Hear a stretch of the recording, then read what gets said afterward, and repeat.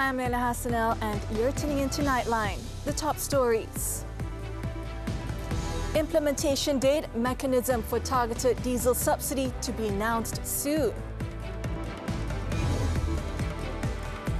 And at least a dozen injured during turbulence on Qatar Airways flight.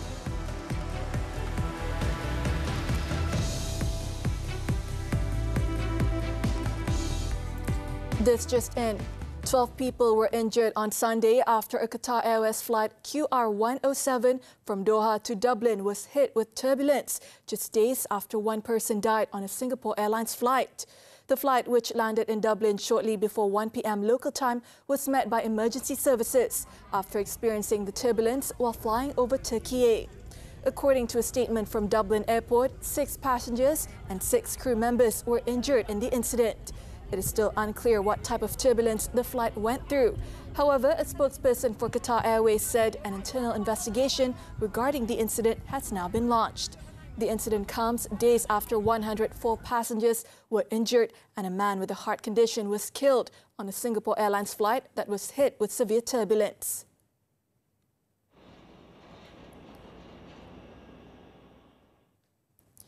Back home, the Finance Ministry will explain more about the implementation of diesel subsidy rationalisation, including the mechanism to be used soon. Prime Minister Datuk Seri Anwar Ibrahim said the matter will be announced by Second Finance Minister Datuk Seri Amir Hamzah Azizan. Ada orang tanya mengapa ini bukan semua Perdana Menteri yang lakukan. Saya berikan gambaran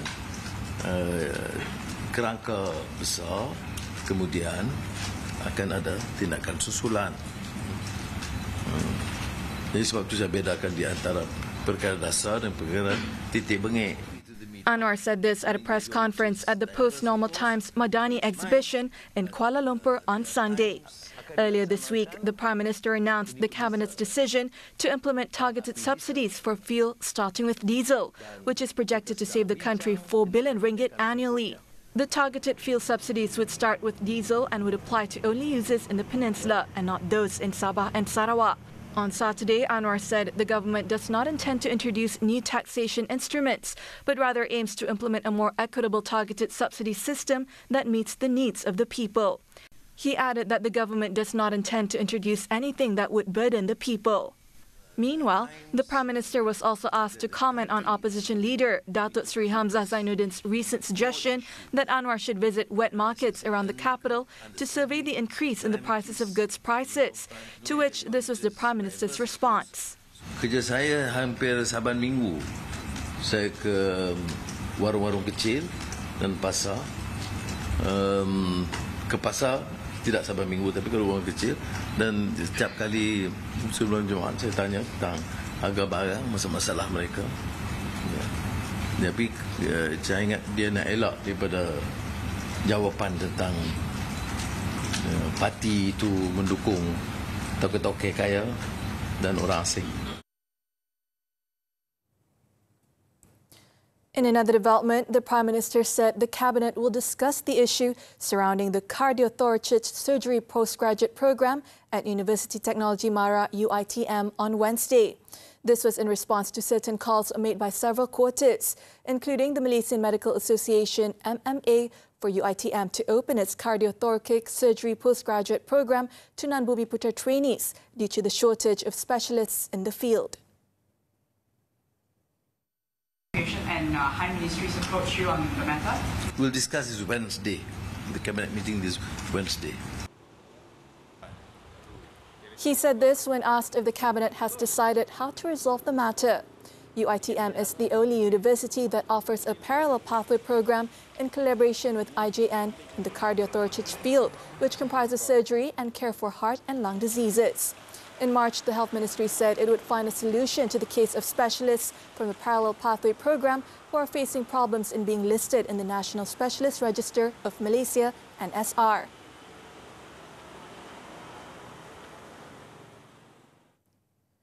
On another matter, Anwar said the candidate for the next Dewan Negara President will be discussed with the Sarawak top leadership during his visit to the state on Monday.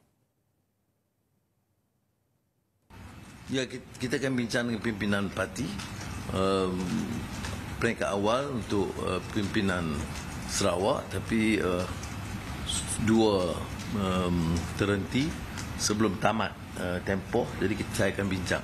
Esok saya ke Sarawak, insyaAllah. The position of Dewan Negara President was previously held by Datuk Mutang Tagal, who passed away on May 10th. Meanwhile, the Prime Minister said the government has identified the candidate to be the new Election Commission EC chairman, after the post was left vacant when Tan Sri Abdul Ghani Saleh retired on May 9th. Sudah kita dah ikut proses dia, dan dia akhirnya dia harus dapat perkenan daripada Yang di-Pertuan Agong. All parties involved in approving business and foreign investment applications, particularly from China, are urged to streamline and accelerate the process. Deputy Prime Minister Datuk Sri Ahmad Zahid Hamidi said this is key to ensuring that China, which is Malaysia's largest trading partner, can continue to expand its business and investment activities in the country. Sebab kalau agensi-agensi kita tidak mempercepatkan kelulusan, mereka mempunyai peluang untuk melabur di negara-negara lain di ASEAN. Jadi, kita mesti segera dan kita mesti mengambil langkah proaktif untuk mempermudahkan semua permohonan yang perlu mendapat kelulusan segera bagi mereka meletakkan perniagaan mereka di negara kita. Zahid said this during a gathering with the Malaysian community and students in Shanghai on Sunday. He added that Chinese businesses are looking to expand their activities in Malaysia due to their strong confidence in the country's political stability, favorable investment climate, and efficient tax organization. Last year, trade between Malaysia and China reached 450.84 billion ringgit, accounting for 17.1% of Malaysia's global trade. During the same year, 64 manufacturing projects with investments totaling 12 billion ringgit were approved, and these projects are expected to create 9,305 job opportunities. Meanwhile, Malaysian youths are encouraged to take up the opportunity to pursue higher education in China to gain knowledge in various fields, especially technology. Zahid, who is also the Rural and Regional Development Minister, said that China has an advantage in high technology that Malaysians can learn from and utilize for the country's development.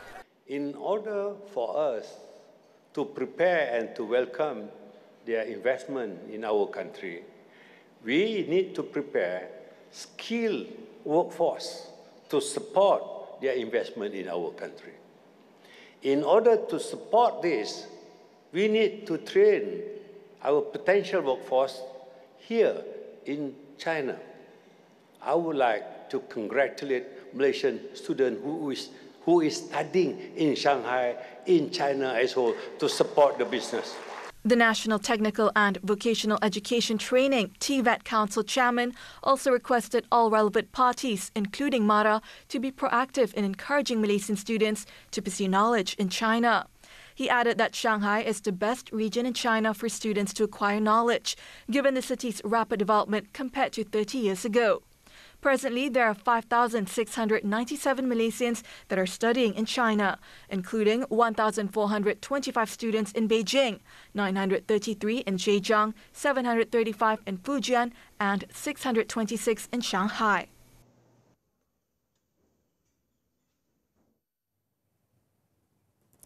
Police have opened an investigation paper in connection with the ruckus that occurred outside the Cheras Football Stadium after the Super League match between Kuala Lumpur City and Johor Darul Ta'zim JDT on Saturday night. Cheras Police Chief Assistant Commissioner Ravinder Singh Sarban Singh said that based on the initial investigation, it was found that a group of supporters had thrown objects and fireworks outside the venue when exiting the stadium after the game.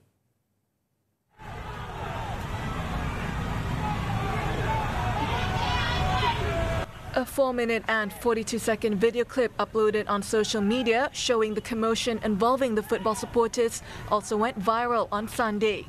Ravinder Singh said in a statement that police also received a report from a man about his car's windscreen being broken in connection with the incident.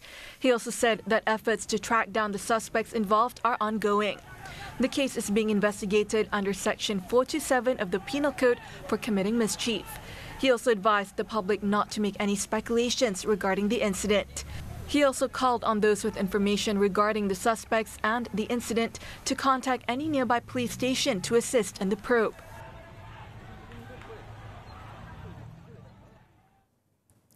Three out of 8 fingerprints lifted at the scene of national footballer Faisal Halim's acid attack in Petaling Jaya did not match any records in the National Registration Department, NRD.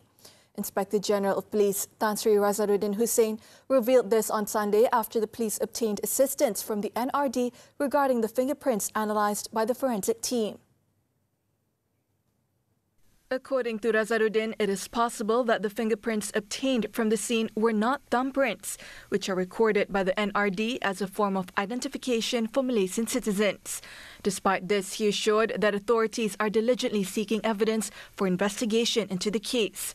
Previously, the police reported that 5 out of the 8 fingerprints found at the scene of the incident could not be identified, while the remaining 3 fingerprints did not match any records in the police database.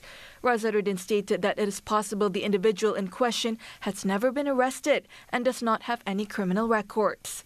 Following the incident, police have released a photo fit of a masked suspect and urged the public with information on the case to come forward to assist in the probe. Faisal, who is also a Selangor FC player, suffered severe acid burns to several parts of his body, including his face, after he was attacked by an unknown individual at a shopping mall in Kota Damansara, Petaling Jaya on May 5th. He was discharged from a private hospital in Shah Alam on Saturday after undergoing 4 surgeries to treat his 4th-degree burns and will continue his treatment and recovery at home. Coming up, dozens killed in a series of fires in India. Stay tuned.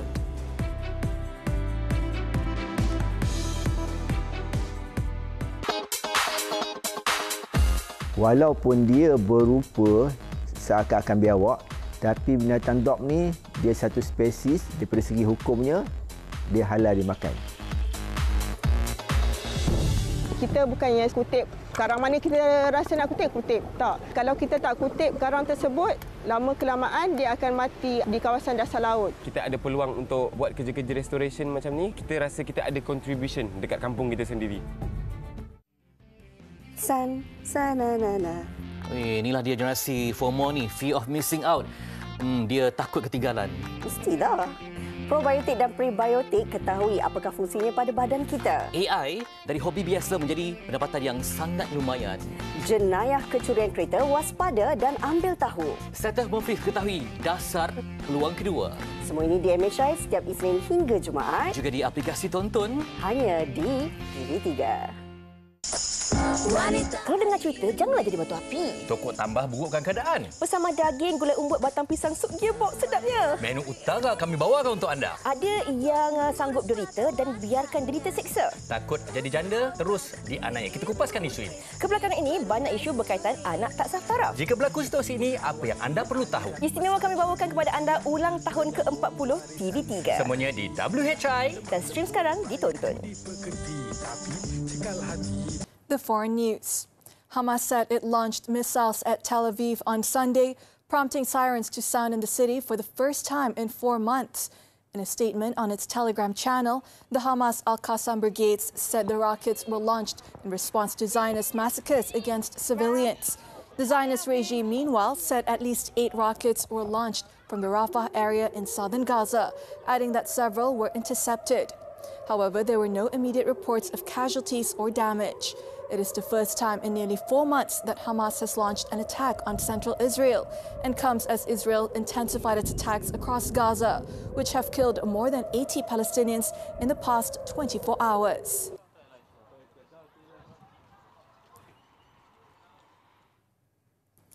At least 37 people, including several children, have been killed in a series of fires in the past 24 hours as India battles a brutal heat wave. Authorities said 7 newborn babies died after a children's hospital caught fire in New Delhi, while another fire in a residential complex in the city killed 3 people. Delhi's fire services said they received a call from Baby Ken Newborn Hospital in Vivat Vihar late on Saturday and quickly sent 9 fire trucks to the scene. However, by the time firefighters reached the hospital, one of the 12 babies admitted there had died. The rest were rescued and brought to East Delhi Advanced and ICU Hospital for treatment, but 6 of them were declared dead on arrival. The cause of the fire is not yet known, and the owner of the children's hospital has fled. Meanwhile, early on Sunday, fire services were alerted to another fire in a residential building in East Delhi's Krishnanagar area. A total of 13 people were rescued, but 3 were declared dead.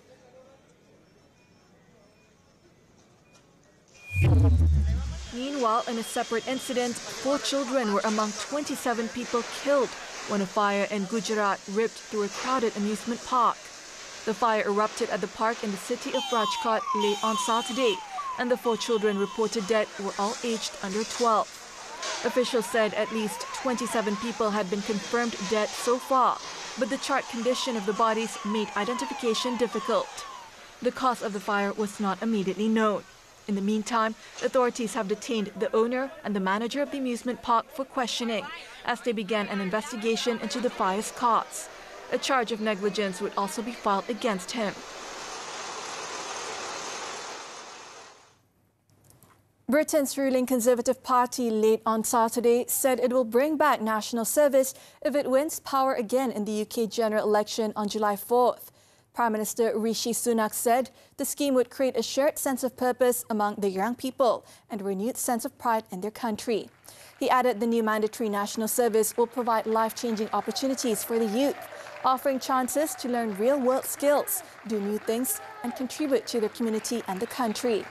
However, despite Sunak saying it would be mandatory, his Interior Minister James Cleverly on Sunday said that there would be no criminal sanctions for any young person who refuses to take part. Under the plans announced, 18-year-olds would either choose to join the military full-time for 12 months or spend 1 weekend every month volunteering in their community for over a year. Been to Buckingham Palace and accepted His Majesty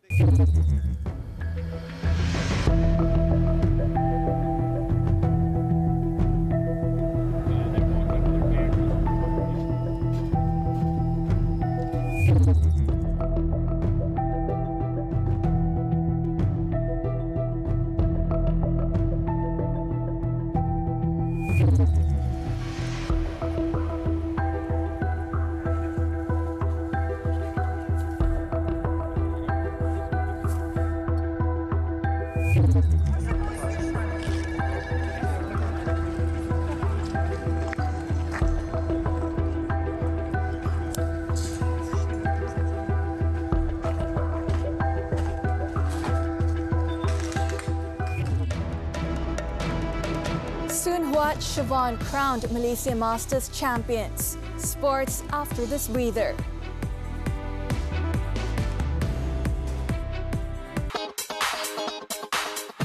Walaupun dia berupa seakan-akan biawak, tapi binatang dog ni dia satu spesies daripada segi hukumnya dia halal dimakan. Kita bukannya kutip karang mana kita rasa nak kutip. Tak. Kalau kita tak kutip karang tersebut, lama-kelamaan dia akan mati di kawasan dasar laut. Kita ada peluang untuk buat kerja-kerja restoration macam ni. Kita rasa kita ada contribution dekat kampung kita sendiri.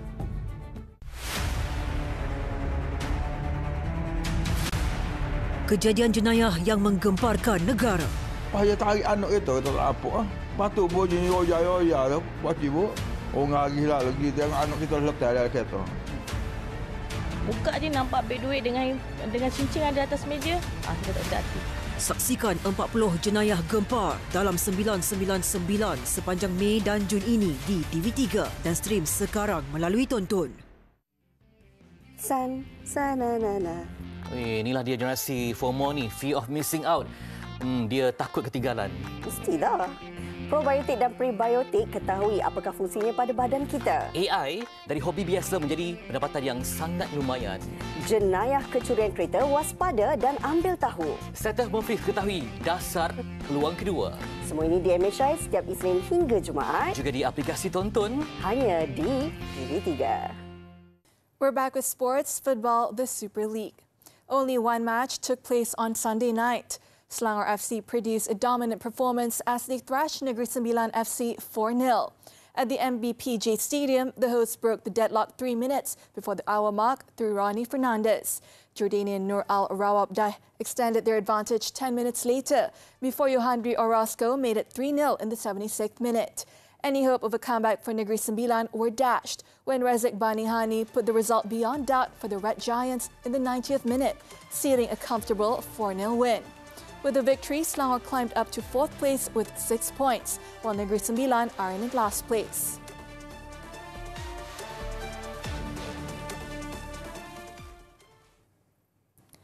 Moving on to badminton, the 2024 Malaysia Masters. Goh Soon Huat, Siobhan Lai became the first national shuttlers to win a World Tour level event on home soil in 6 years when they were crowned the mixed doubles champions on Sunday. The world number 18 newlyweds rose to the occasion magnificently to beat Indonesia's world number 15, Rinov Rinaldi, Pita Haningtyas 21-18, 21-19 in the final. The last Malaysian mixed doubles pair to win the Malaysia Masters was Tan Kiang Meng, Lai Pei Jing in 2017. The victory was also Soon Huat, Siobhan's second title this year after they won the Swiss Open in March. Earlier, home fans were left heartbroken after a gallant Lee Zijia lost in the men's singles final event. The 26-year-old Kedahan put up a good fight, but went down to Denmark's world number 1 and top seed Victor Axelsen 6-21, 22-20, 13-21 in 63 minutes. This was his 6th loss against Axelsen in 9 meetings in a Badminton World Federation ranking tournament. On to Sepak Takraw, the 2024 ISTAF World Cup. The national squad failed to end their 33-year wait for glory after losing 2-1 to Giants Thailand in the team final on Sunday. The first regu of Farhan Adam, Muhammad Shahir Muhammad Rasdi and Muhammad Azlan Alias duly delivered the first point, albeit after a first set hiccup by winning 9-15, 15-11, 15-13. The second regu of Amirul Zazwan Amir, Muhammad Haziq Hairul Nizam and Muhammad Nur Aizat Muhammad Nordin, however, failed to keep their part of the bargain as they went down 8-15, 5-15. In the decider, the third regu of Aidil Aiman Azwawi, Zuhri Zain and Baihaki Arifin came out firing for Malaysia, but failed to maintain the pressure as Thailand stormed to a 15-12, 15-12 win to lift the trophy. The home defeat means the national squad failed to clinch a hat-trick of wins, having emerged champions in the doubles and regu events by downing arch-rivals Thailand 2-0 in both finals on Wednesday.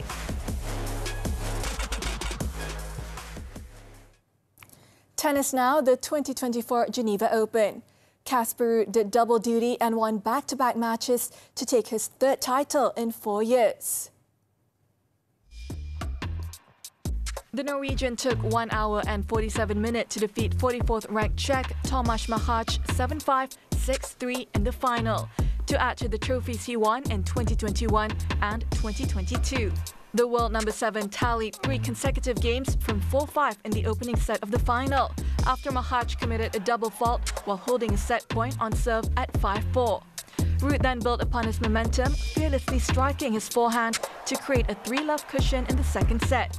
The 25-year-old now heads to Paris for the French Open, where he was the beaten finalist in the past 2 years, first against Rafael Nadal, then against Novak Djokovic.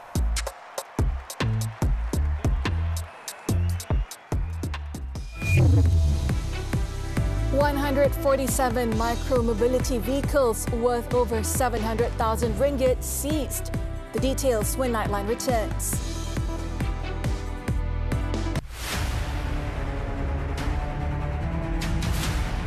Kejadian jenayah yang menggemparkan negara. Payah tarik anak kita tak apa. Patut pun jenis roya-roya tu. Buat ibu. Orang lagi lah lagi tengok anak kita letak dalam kereta. Buka je nampak beg duit dengan cincin ada atas meja. Kita tak ada hati. Saksikan 40 jenayah gempar dalam 999 sepanjang Mei dan Jun ini di TV3 dan stream sekarang melalui Tonton. Kalau dengar cerita, janganlah jadi batu api. Tokok tambah burukkan keadaan. Bersama daging, gulai umbut, batang pisang, sup gearbox sedapnya. Menu utara kami bawakan untuk anda. Ada yang sanggup derita dan biarkan derita seksa. Takut jadi janda, terus dianiaya. Kita kupaskan isu ini. Kebelakangan ini, banyak isu berkaitan anak tak sah taraf. Jika berlaku situasi ini, apa yang anda perlu tahu? Istimewa kami bawakan kepada anda ulang tahun ke-40 TV3. Semuanya di WHI. Dan stream sekarang ditonton. San-sa-na-na-na. Inilah dia generasi FOMO ni, fear of missing out. Dia takut ketinggalan. Mestilah. Probiotik dan prebiotik ketahui apakah fungsinya pada badan kita. AI dari hobi biasa menjadi pendapatan yang sangat lumayan. Jenayah kecurian kereta, waspada dan ambil tahu. Settle Mufif ketahui dasar peluang kedua. Semua ini di MHI setiap Isnin hingga Jumaat. Juga di aplikasi tonton. Hanya di TV3. Welcome back.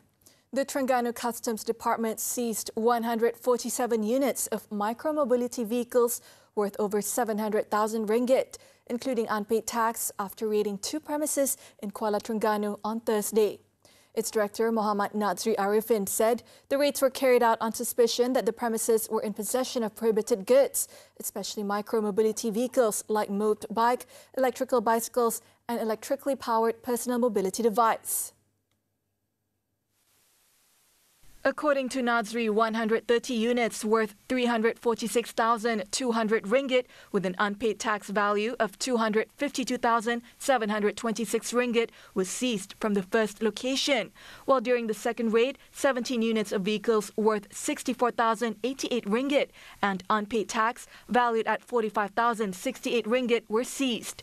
He added that the syndicate does not bring in the vehicles but brought the vehicle parts and components separately from China through Port Klang, and later fixed the parts to form the vehicle units at their warehouse before distributing them across the country. The syndicate is believed to have falsely declared the products imported and produced permits that were used for previous shipments, including documents used in 2021 to convince their clients. The owners of both premises, aged 39 and 37, were also detained to assist investigations under the Customs Act and have been released on bail.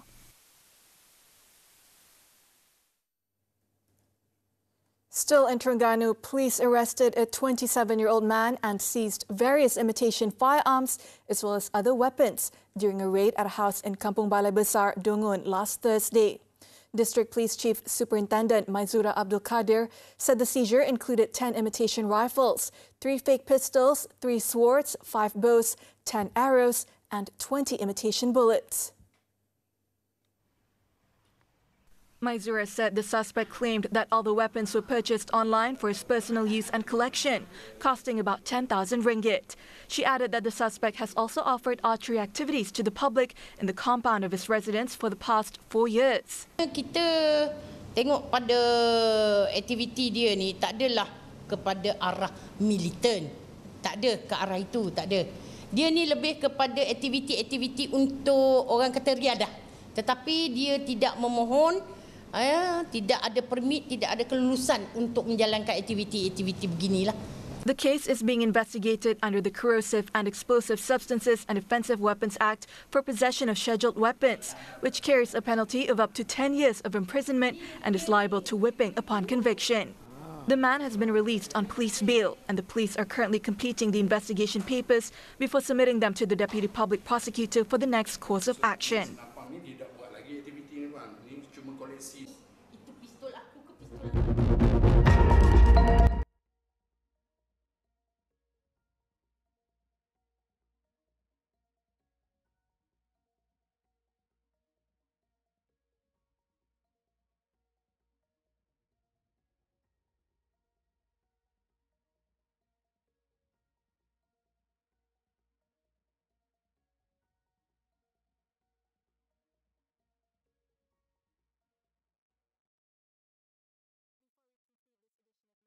Let's take a look as thousands of Bolivians took to the streets of La Paz on Saturday to participate in the annual Lord of the Great Power Dance Festival. With that, I'm Anna Hassanel. Thank you for tuning in and be well, Malaysia.